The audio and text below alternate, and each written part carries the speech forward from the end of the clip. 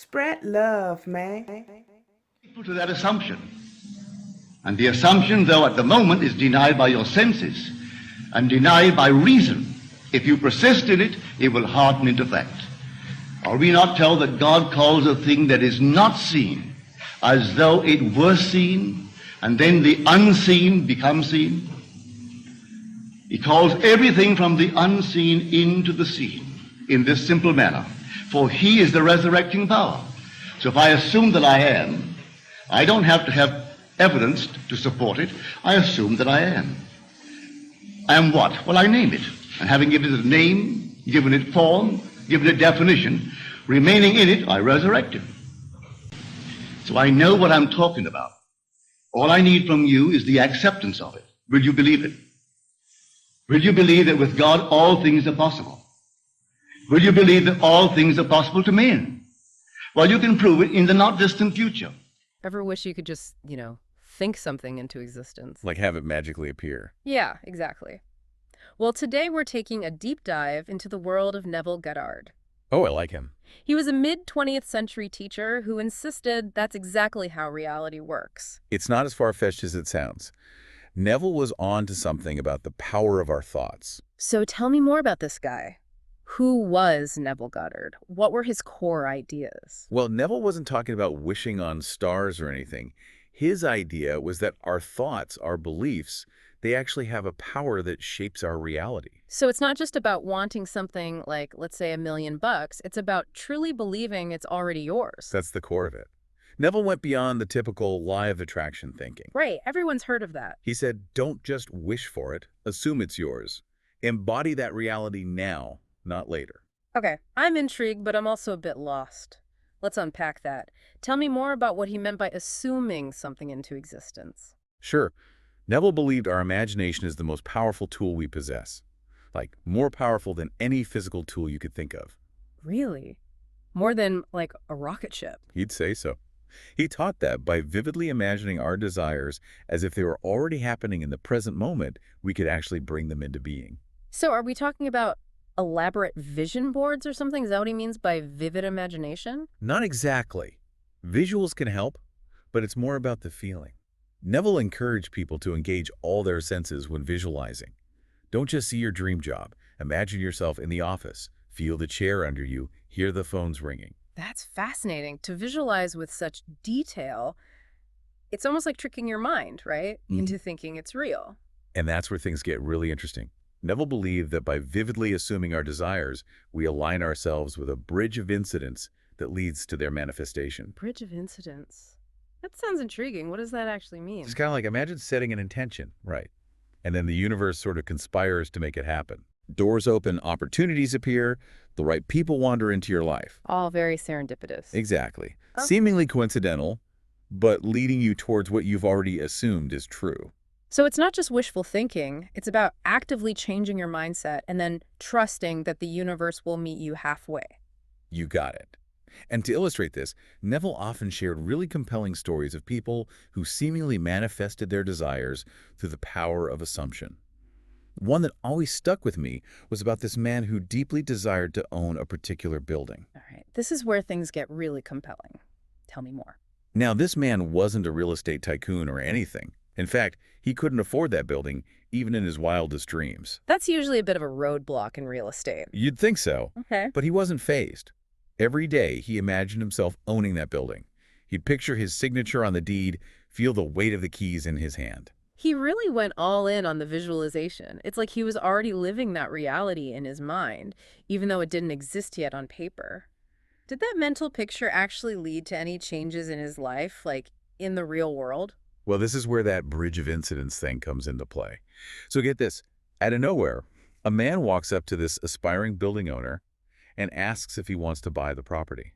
Wait, are you serious? Just a totally random encounter? Totally random, and it gets wilder.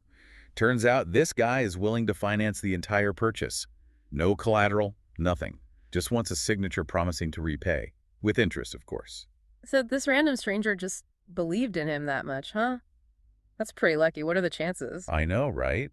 And that's what's so interesting about Neville's ideas. It makes you wonder if any of this is really just random chance, or if our beliefs actually attract certain people and situations into our lives. It's like those thoughts are sending out some kind of signal. Exactly.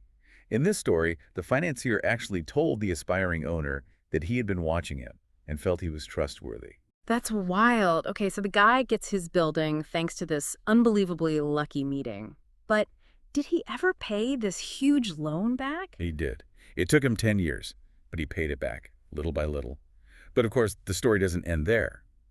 20 years after the purchase, the financier passes away. And here's where it gets really interesting. Okay, now I'm really hooked. This story's got a twist. What happened? So the financier leaves a big inheritance to the building owner. Cash, few homes, some personal stuff.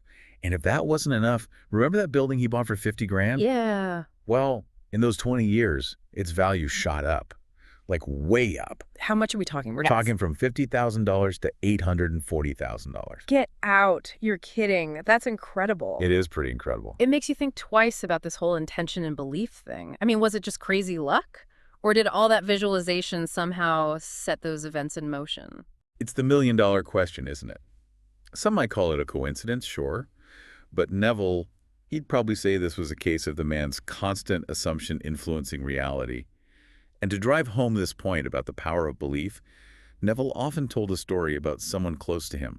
You mean the story about his brother? I think I read something about a family business. Exactly. His brother, Victor, he also had a knack for visualizing what seemed impossible. Victor had his eye on a certain business, but there was one small problem. It wasn't his family's business. Someone else's name was on the door. Another tricky situation. But I'm guessing that didn't stop him. Nope, not at all. See, Victor had this very specific vision to see his family name on the business's marquee. He visualized it twice a day, every single day, even though it seemed like it would never, ever happen. It's like he was looking at a completely different reality than everyone else. It's inspiring, but that level of unwavering faith, that's not always easy to maintain, is it? Especially when life throws its curveballs. Did Victor ever waver? You've hit on a really important point that Neville always emphasized. Maintaining faith. Even when things around you seem to contradict what you desire. It's about holding on to that vision, that feeling, no matter what. It's so much easier said than done, though, right? Life can be pretty unpredictable. So how do you cultivate that kind of unwavering faith, that inner knowing that what you're visualizing will actually come to pass? Well, Neville, he drew a lot of inspiration from ancient texts. Okay. One in particular, the book of Habakkuk. There's a passage in there that basically says that even though things may not be clear right now, you got to have faith that they will manifest, but on their own time. Trust the timing. That's a tough one. But it makes you wonder, could setbacks, like even negative experiences, be part of this bridge of incidents? What if getting fired from that dead-end job is actually part of the path to something way better? That's exactly what Neville thought. He said that what we see as failures or setbacks, they're often like catalysts for something greater. It's about shifting how we see things and trusting that the universe is working in our favor, even when we can't see the big picture yet. So it's about surrendering to the process, trusting that the path, even with all the ups and downs, is leading us where we need to be. You got it. And that's such a powerful thing to remember. Neville's teachings really show us that we have way more power over our reality than we realize.